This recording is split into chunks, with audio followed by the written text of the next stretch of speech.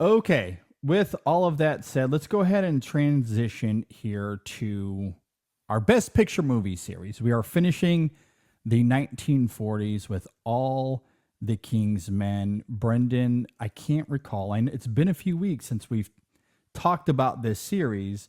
Is Yeah. this a first time watch for you? Yes. First time watch for me. First time watch for me as well.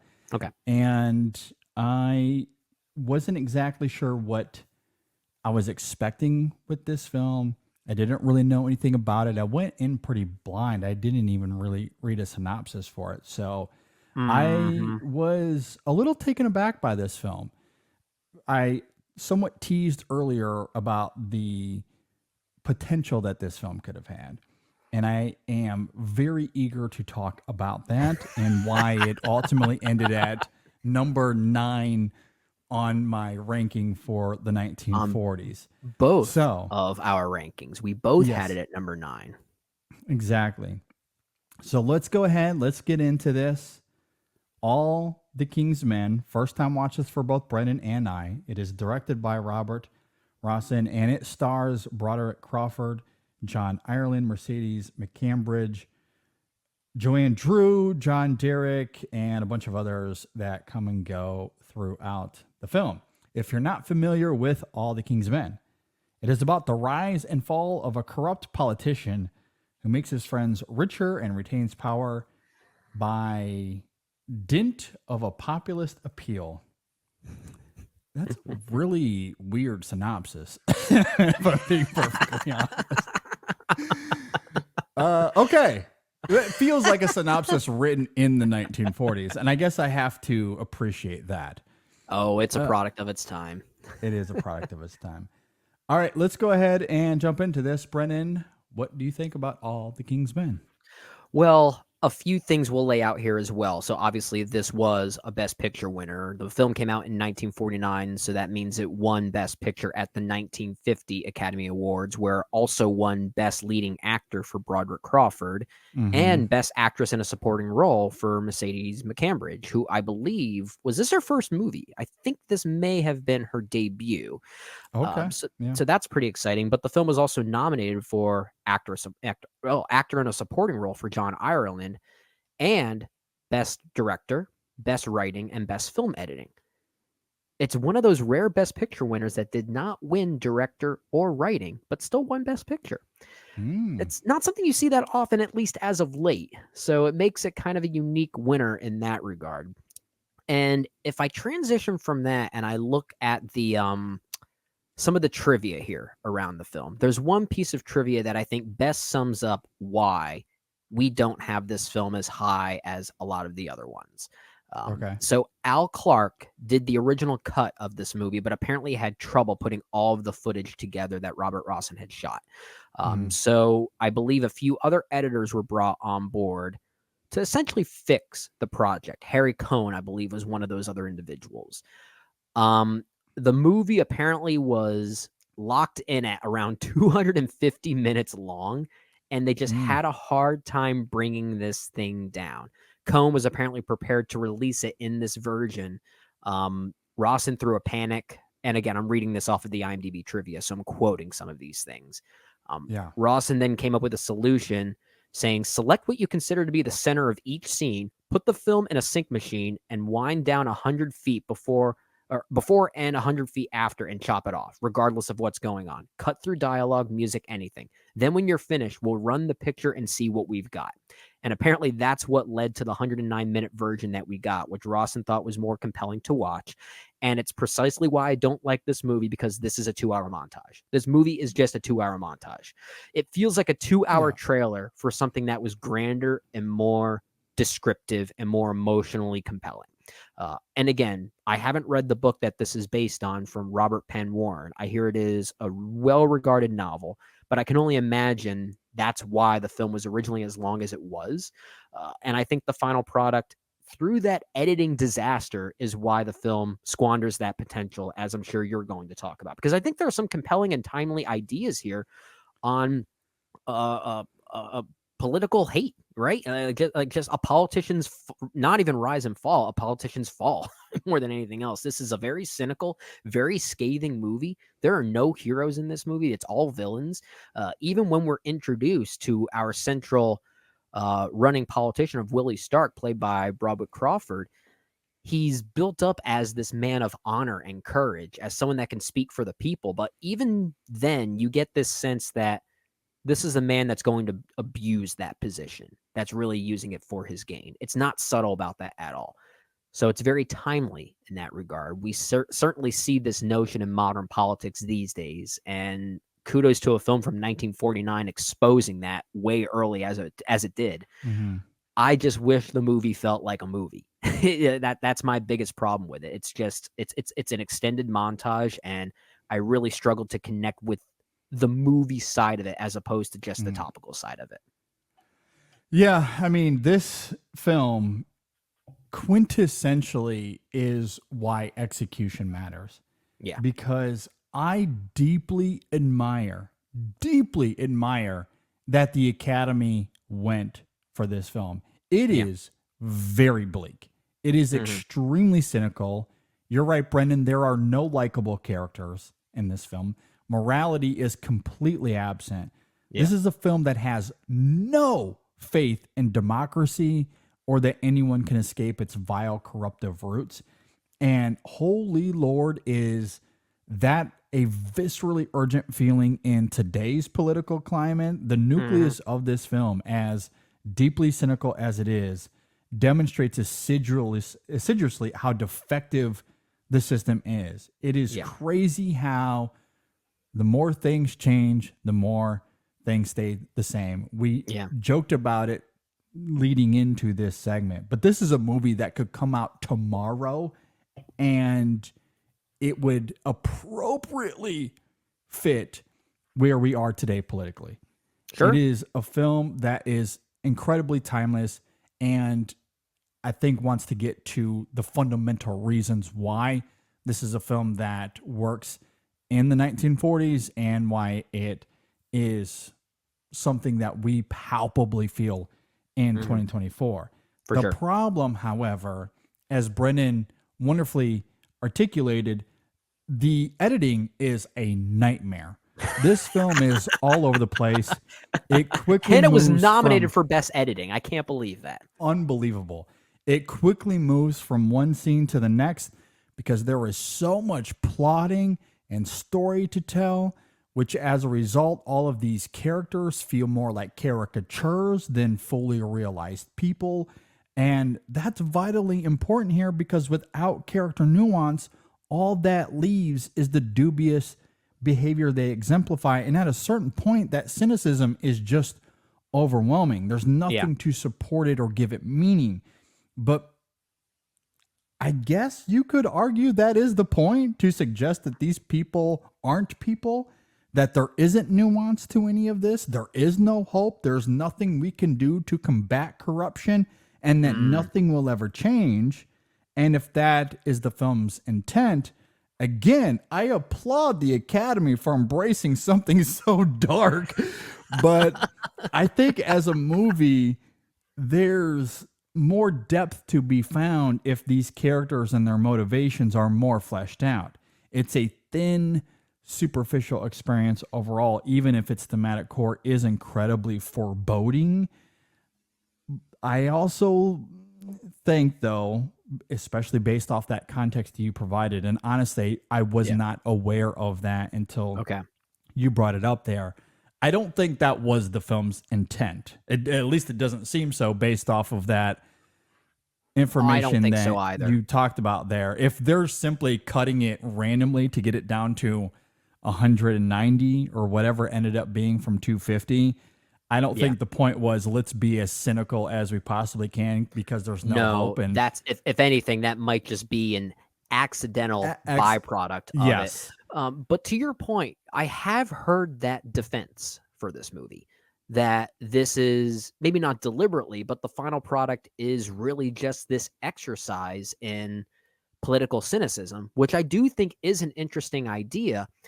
I just can't help but think of other scenes that do seem to be suggesting some form of humanity that still Hmm. feel like it's being brushed off in the exact same way, such as a very early moment involving the death of 12 children at a school. Oh my gosh. Yeah. Like I actually wrote down in my notes, wait, did 12 kids just die all of a sudden? And I get that that's, something that is instinctually devastating and it's going to affect you Yeah. regardless, especially for, let's say, someone like you who is a father. You're going to react Yeah. that way. It reminded me, honestly, of that moment in Selma at the school with the Oh, bombing. It has a hmm, similar visceral quality. And sure. I, again, went into this completely blind. I did Mm, not know what I was getting myself into. I did not know what this film was about. And to see it begin with that level of bleakness, it was honestly a little horrifying. And I yeah. don't know if I expected that for a movie in 1949 to give us something that But doleful, but even so, like the bleakness of it, I respect, given the fact that it did come out in 1949. But I also wonder if you want this to be a very cynical and scathing depiction of politics at this time that are now a reflection of modern politics as well. I feel like those are moments that are disconnected enough from that thesis to flesh out even more to emphasize that. mhm, Because at least in that example you brought up with Selma, that had that had the benefit of being based in history. Like there's yeah, historical mhm, ramifications. yes, There's an actual historical backdrop that, in a yes, way, justifies the incomplete feeling that gives off, the mhm, abrupt feeling that gives off. That's not here, and it's in individual moments like that are sidestepping the political intrigue that I think should have been fleshed out to at least brought some actual character to this story. Another thing about this film that I found fascinating, if I go back to the trivia, apparently this was also filmed in a very unusual manner where everyone here, every cast member had only one chance to read the script, and then they had no other chance to even look at it. Apparently, no one even had a script when they actually had to keep filming it. So, according to Robert Crawford, they had to remain on their toes, which is a very weird way of doing that. But I think that just emphasizes how disconnected so much of this feels as far as the yeah. execution. And that's really unfortunate given the daring ideas at play. I agree. I think this is a film that truly, honestly, could be one of those all-time Best Picture winners because its thematic core, it isn't just foreboding, but it is timeless in a way that has transcended space and time. Yeah. And to be that kind of to have something so bold in your hands for 1949 and for the Academy to embrace it is one Yeah. thing. Yeah. This isn't the first film to be anti-government in terms of early Hollywood by any stretch Right. of the imagination. But Right. this is a film that is at its heart extremely cynical. It is bleak. There is no hope to be found. All of these characters are extremely flawed individuals, which I do love. I Hmm. appreciate that this film isn't trying to handhold or offer anything other than, again, that scathing commentary. But it's really hard for any of it to register because, to your point earlier, it simply feels like a music video. It's a Hmm. montage of a Yeah. bunch of different things happening. And there are so many different storylines happening simultaneously. And each scene happens within the frame of a few seconds before we move on to the next thing. If you take your eyes off of this movie, accidentally or otherwise, for more than a few seconds, you're going to completely miss a moment. This is not a movie to get up and go to the bathroom during. No, no. And I mean, it moves at a rapid pace. There's a Yeah. lot happening all at once. And we never really slow down to get a sense of why these characters are making these choices. And it's frustrating because Willie one of our central characters here, played by Broderick Crawford, he starts off as this affable, blue collar, everyday man that finds himself wanting to fight against corruption, as many of us have done historically, and how many of us want to do today. And as it goes, you simply see him fall for that same corruption. And how the film goes about that, I actually love those ideas on paper. I like his just wish performance. that I like his performance. I wish that we got to see it. It's, like, some of the more important elements of his arc are simply told to us, through these montages. Oh yeah, Like, we're when constantly told. Yeah, you're right. Yeah, like when he is falling from grace, like he wins over the heart of the people. And he doesn't come from power, he doesn't come from notoriety or money. He is truly blue collar, and he wins over the people. So his fall from grace needs to be emphasized. Yeah. And we don't see it. It all happens off screen, and we're told by Jack, oh, this is what happened. And it is incredibly It's frustrating. frustrating. It's so frustrating. And we're constantly told that he's a man of courage and a man of honor. And I had a hard time believing it because I could just sense where the wheels were turning and what was going to happen next. So I couldn't tell if that was a deliberate choice on the movie to be a bit, I guess, tricky with how it sets him up, as if to suggest that this is all a facade from the moment that we meet him, right? And even when he gives that great speech, probably around the midpoint, maybe a little bit before that, where he actually talks about how he came from nothing and he wants to speak for the common people. I think he calls them Hicks and says, you should vote for me because I also am a Hick, I think is what he says. Yeah. Which I think is a very provocative idea. And I'm not sure if the film's intent is to be a bit, I guess, unclear with whether we're supposed to believe him or not. In that moment, I couldn't tell if this was like a genuine genuine tactic out of him, if he truly believed what he was saying, or if it was just a way to, cynically identify with a group of people just to get their votes, which I think is a very timely idea as well. We've seen that happen many times before. Politicians saying, I come from where you come from. That means you should vote for me. We see that all the time. That's a very common thing. So I like that idea, but I can't tell if the film has any, I guess, conviction on either side of that. And I don't know if that's the case. I don't know if that's intentional. I think that's a problem with the film as well. Well, I want to say, given how this film fully, like, wholeheartedly embraces that cynicism, there initially was some level, if not full on conviction, that is utterly butchered in the editing room. Yeah, maybe. Because this film, I mean, it is so anti-Hollywood and anti how we feel about the Academy and Best Picture winners historically anyway. Like, this film, I feel like in so many ways is antithetical to that reputation. Sure. And in fact, it's kind of funny even in the context of the 1940s, because early on we talk about Casablanca and Mrs. Miniver and these films that are trying to hold up hope in a situation, in a context that looked dire. And here, this is on the other side of winning World War II, and this is the bleakest film of the entire decade. Like, not even close. This is so funny that we're ending this series on this type of film, as if this is the surprise twist ending. As if to say, all that hope that we found, nope. Yeah, exactly. All that hope from Casablanca, toss that out the window. We are post-World War II.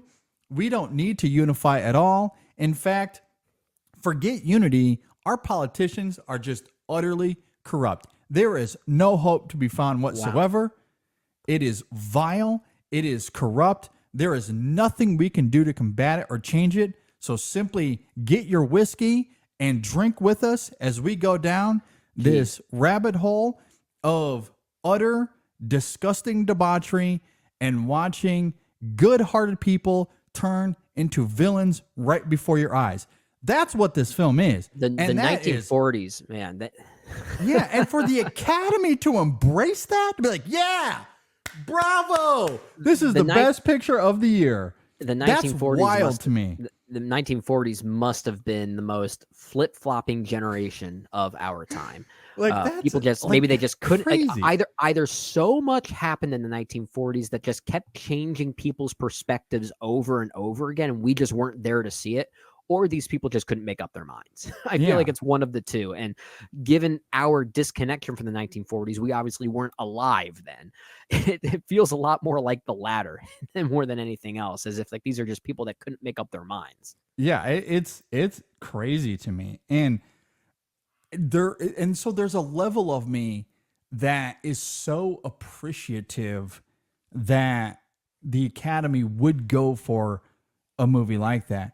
But Same. I just don't think any of it registers or has any meaning because it is butchered. Like this isn't I just a wish film. it was a better Like, movie. Yeah, it's not a movie, it's a trailer. It is a trailer. Like it is a giant montage. To say that the editing is a nightmare is maybe putting it lightly. It hardly functions as a movie. You don't really get to know any of these characters in any real meaningful way. We see their choices.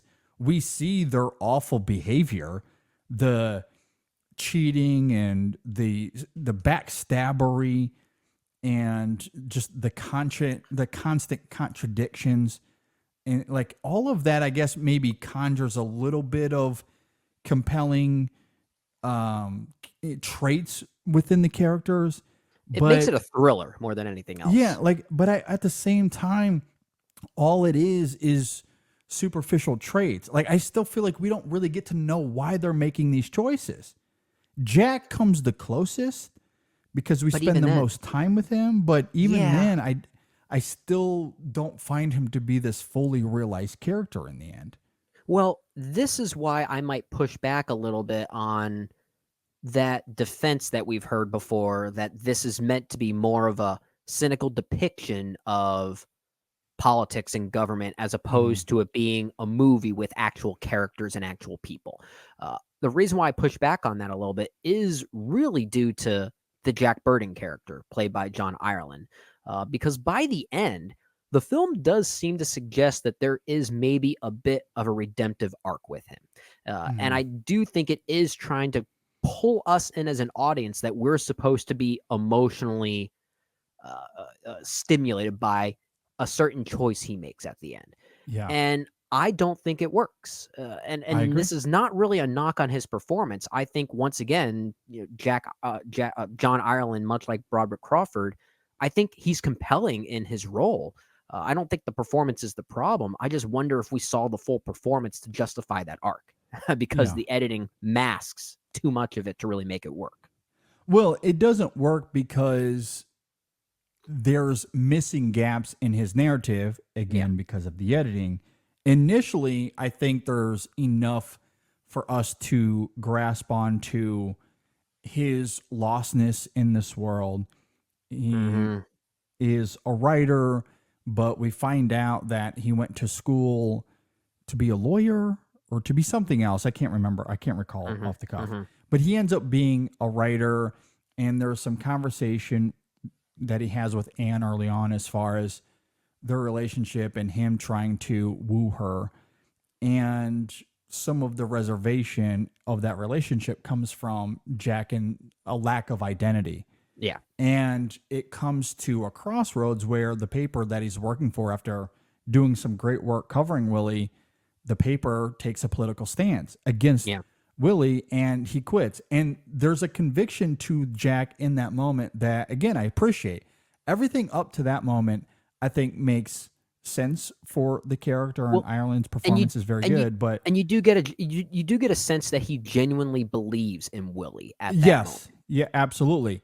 But then he starts to work for Willie, and out of it, all of a sudden begins all of this dubious behavior that is counterintuitive to why he was supportive of Willie to begin with, but Yeah. indulges in the behavior anyway without the film ever addressing how or why that happened. What's he called at one point? The Hatchet Man or something like that? Yes. Willie's Hatchet Man. And yeah, there's something inconclusive about how he arrives at that point and why he may even be temporarily okay with it. And that's a huge question I had that just felt so incomplete regarding his arc. I'm with you Yeah. on that. Yeah. It makes no sense from a motivation perspective. There is a contradiction between why I'm drawn to Willie and his grassroots authenticity, his blue collar authenticity. I want to support that. But the moment Mhm. corruption takes root of Willie, Jack is just like, yeah, that's just how it goes. And I'm just a part of it. And I'm just writing it all down and joining the party. Like, why? Like, how? Explain to me how we got from A to B, because everything I've seen on this side of you quitting is in complete contradiction to what happened in the first half of this movie. Mhm. And you can just see the chasm of how we got from one side to the other. You know there was something there to make sense of it, and it was just completely cut out of the movie. This is And that's this how is the a scene film skip goes. movie. It's a scene skip Yeah. movie or like a track skip movie. If you're listening to a certain album that you love, let's say on Spotify or even on CD if you're that old school, Mhm. um, you might get to a point, okay, I'm bored of this song. I'm skipping to the next track. And all of a sudden it just feels like it disrupts the momentum of Yeah. how that is meant to function as its own singular form of art. Uh, that's what this movie feels like. Yeah. It's on skip. It's on skip. The only character that made any sense to me whatsoever was Willie's son, Tom, Hmm. because he is one note the whole time. I find my father repulsive. That's him the whole time. And because he's one note the whole time, it makes him consistent. I don't think I've ever heard us praise a film because a character was one note like that. Like Yeah. in any other film, if this were a proper film, I think it would be a problem. He would be a Yeah. very underwritten character. But in the context of this movie, he becomes a well-written character Yeah, exactly. because Because yeah, you're right. everything he He does makes makes sense sense. because he makes Yeah. sense. Yeah. Everyone Yeah, else, I don't know, but I mean, I guess I could also maybe say Sadie Burke, played by Mercedes McCambridge, because she's yeah, yeah. yeah, again, kind of a one note character in Yeah. comparison, and Yeah, it's again, kind of that's similar. Like yeah. she's very brazen about how she feels about Willie, Mhm. knowing that he's a married man. She does not give a flip whatsoever. Again, you got to appreciate that this film has no moral nucleus whatsoever. Throw Yeah. those out the window. Well, yeah. And And she completely engages Willie in that behavior. And when she senses or sees that Willie is going behind her back, doing the same things to her as they were doing to his wife Lucy, she recoils. And you're right, there is a consistency to yeah. that in Sadie throughout the film as well. Yeah. And I did look it up. Mercedes McCambridge, this was her feature film Yeah. debut as an actress. She would also go on to get this, play a very crucial role in 1973. She was the demon voice in The Exorcist. Oh, that's funny. Wow. Did not know that. I The did not know demon that voice either in until I that. That's just pulled it up right wild. now. That's incredible. I was looking at what are her most popular films that she has starred in. Oh, apparently not The King's Men. Apparently she was in The Exorcist. What did she do there? Wow, that's a very interesting fun fact. Did not know that at all. That is hilarious. I like that's such a big part of that movie too. Agreed. And who would have thought that she was the voice? I do see here she has an uncredited role in Touch of Evil, a great movie Oh, yeah. there as well. She was Yeah. simply a gang leader in that film, so Gotta love not a Orson huge Welles. role by any means, but yeah. Sure. I mean, but that would come some years later, obviously, about a decade Mhm. later. Touch of Evil did so. Yeah, that's fascinating. I agree. And she won the Oscar, right? You said she won the She Oscar was at least nominated. Let or me double check. nominated. She was She nominated. did win. She did She win. did win. Yeah. So this movie won 3 Academy Awards, to reiterate: Best Picture, Best Leading Actor, and Best Supporting Actress. And those acting awards were for Broderick Crawford and Mercedes McCambridge. And to be clear, when we criticize this movie, the performances really aren't the problem. I just feel like we haven't seen enough of the performances given the editing disaster that this film was. I think it's missing that context to turn them into characters, but Mhm. I was always compelled by what they were doing on screen, especially Broderick Crawford. When he's giving some of those speeches, especially knowing the man that he is becoming, like, there is a sinister quality in him that is compelling to watch. And I think in that regard, it is a good performance. I just wish we saw the full context of it. I agree. Like, I don't have any issues with the performances here. I kind of admire the direction of this film as well. Again, Mhm. there are moments here that I think are quite visceral. We talked about a few of them already. The death of the school children is a truly daunting moment in this film. Yeah. And it's not something you necessarily see coming. And given how we arrive at information in this film, where much of it, because it is butchered to hell, it is just told to us. But that Yeah. is a moment we see. We Hmm. actually see it, Hmm. albeit through a 1949 lens. And obviously, I don't think, even without that, I don't think they just want to simply show a dozen children falling to their death. But it's still done in a way that is artfully crafted. It's done with taste, and you The do, implication is still very harrowing. yeah, the emotional impact I think is very much there. Or Hmm. you talk about the some of the speeches in this film. You talked about the one where Willie gets on stage and he's drunk Hmm. and he starts giving this impassioned speech. And I think part of the murkiness that you talked about earlier comes from the fact that he is drunk, and up until that point in the film we're told that he doesn't drink at all because his wife is against it. Yeah. And so he's a sober man.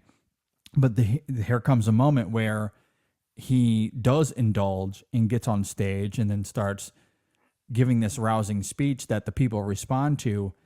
Is it authentic or not? I don't know. Part of it is, like, I think part of that murkiness comes from the fact that he's becoming someone in front of us that at least us as the Yeah. audience realize is not the same and person. and that's the moment he calls out everyone in the audience as being the same as he is. He calls them hicks because he's a hick, which is Yeah. why he's the person that they should trust. And again, I don't know if the film's intent was to cloud or make that, or emphasize that murkiness you're talking about. That Yeah. maybe he's speaking from the heart and he's feeling very genuine about what he's saying, or if this is just a tactic to get people's attention. Hmm. I don't. Again, if the film was deliberately trying to do that, then I would give the film credit for at least that scene. It's probably the best scene in Yeah. the movie for that reason. But I'm wondering if it's a byproduct of the editing, maybe at one Yeah. point actually working in the film's favor. Yeah. I'm not really Absolutely. sure. Yeah, I agree, but I do like that ambiguity. I also think of the car crash sequence about halfway, three quarters of the way through the Yeah. movie. Yeah. Again, from a framing and direction standpoint, I find that effective. Agreed. Some of the stuff we see at the end in a vacuum, again, how it's framed and composed, I think is effective. Like, in terms of direction, I don't really have an issue with Robert Rossen's direction here.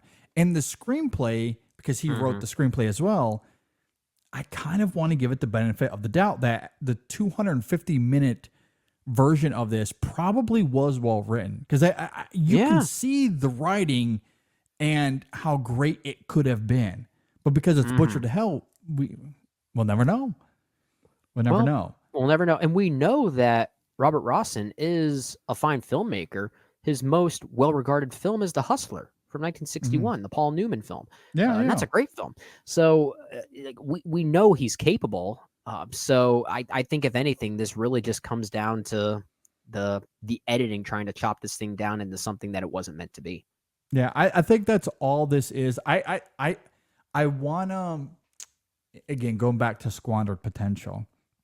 If the 250-minute version of this film ever came to light, it would not surprise me at all if we came to find out that not only is the direction robust, the writing is staggering, the commentary is biting and scathing, and the emotional impact is much more layered and nuanced. I would not be surprised if that was the case, but we'll never know because this isn't a film. It's a montage of a bunch of clips that really do not come together I to mean, tell a yeah, coherent story. we don't get many 4-hour films nowadays. Imagine trying to get one in 1949. Exactly. Yeah, I mean, there was no way that was ever going to come to fruition, but I think maybe you know, and I think you do sense it even in this final product. I mean, this is a film that is trying to keep up with the novel, and I haven't read the novel it's based on, but it certainly Yeah. feels like this is a movie that wanted to include as much as the novel as it possibly could, and it struggles to keep up with whatever is in the novel.